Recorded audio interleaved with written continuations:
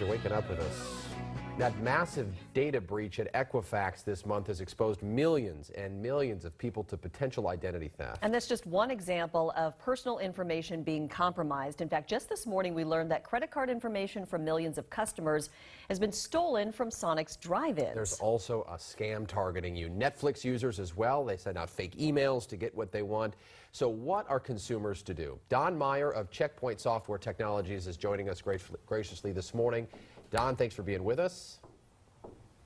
Great, thanks for having me this morning. So this is just crazy. I mean, it just feels like no matter what you do, you're going to get hacked. Equifax is supposed to be so secure. They've got the most personal information. What can someone do? It just feels inevitable that you're going to get hacked. Yeah, it's really interesting times. Obviously, the rush to adopt more and more technology means that our information is going in places we never envisioned before. At the same token, though, it's not just about technology. Everyone always asks me, what is the core of security technology?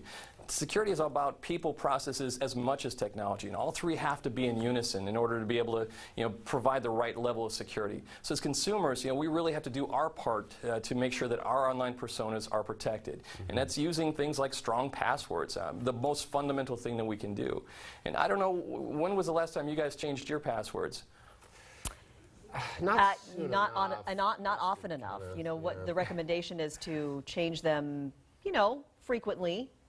But how many of us actually do that with so many sites and so many different passwords, right? Correct, and that's the key. You want to stay on top of these things. Again, we have a role to play, and that is doing our due diligence and making sure that we are changing our passwords frequently and not using the same passwords for multiple online personas. As a security guy, I'm very paranoid, so I'm always changing my password. But at the same token, when we do that, we want to make sure we're not using phrases like password or 12345, which are the most commonly used passwords today, but they're the most commonly exploited as well. And so you want to make sure you're doing that, make sure that you're monitoring your credit and doing that actively so that they can alert you when change happens or when unusual activity happens. And at the same token, you want to be utilizing the latest security patches and security software from vendors like Checkpoint that help keep your systems and your online persona secure. Why do these data breaches keep happening? And why, isn't there enough technology out there right now that protects our information and our identity?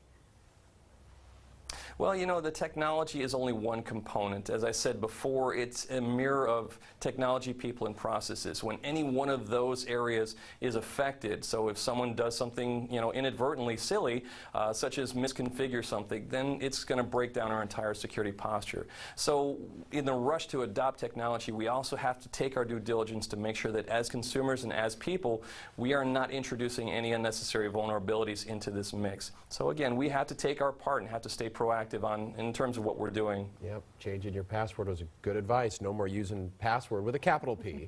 With a capital P.